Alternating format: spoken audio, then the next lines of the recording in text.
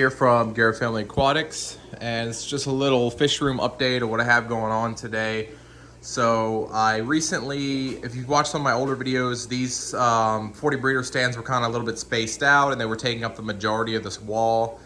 So me and my wife ended up draining these four so that we could move them over to where they weren't there was no gaps in between, and they were just all lined up in one spot. And then I went ahead and built, I have all the parts sitting here for one more stand.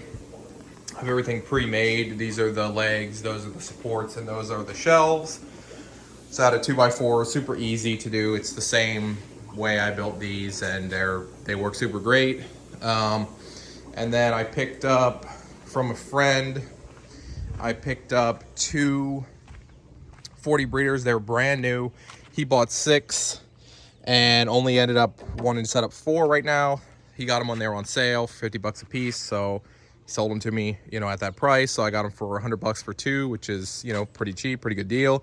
Got the heaters from him as well. He had extras, and I'm going to be painting them this time with this craft paint. It's technically Rust-Oleum, I guess, but it's cheaper when you buy it like this.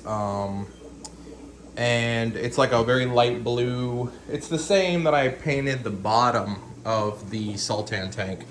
So it's like this kind of like aquarium ocean blue. I like it.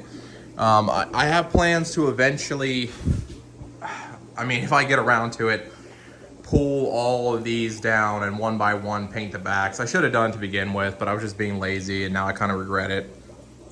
Just because it looks a lot better.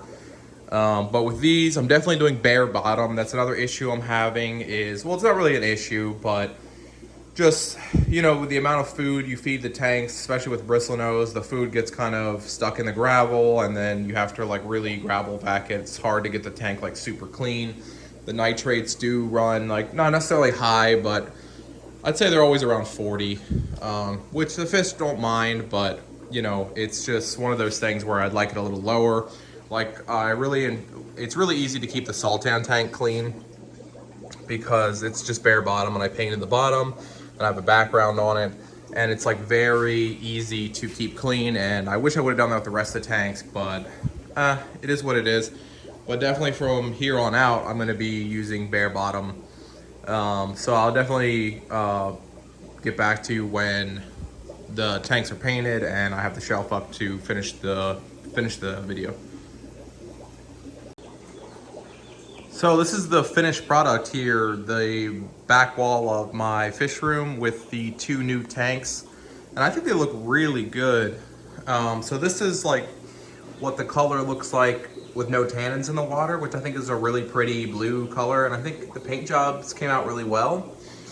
And then it kind of turns into a blue-green, when you add Indian almond leaves for tannins in the water and whatnot. And then I kind of just set this up. I'm gonna keep a surprise for what I'm gonna go in here pleco-wise, but I put some driftwood in, I got a rock, I glued some Java fern and Anubias on there.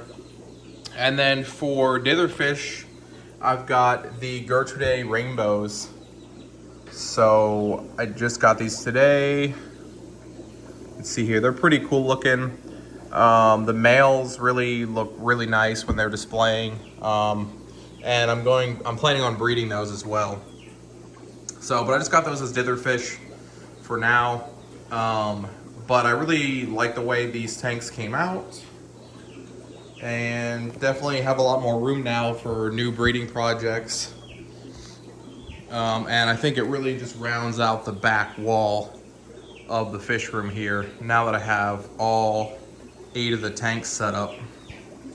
So really excited about that, and thanks for sticking around to the end of the video.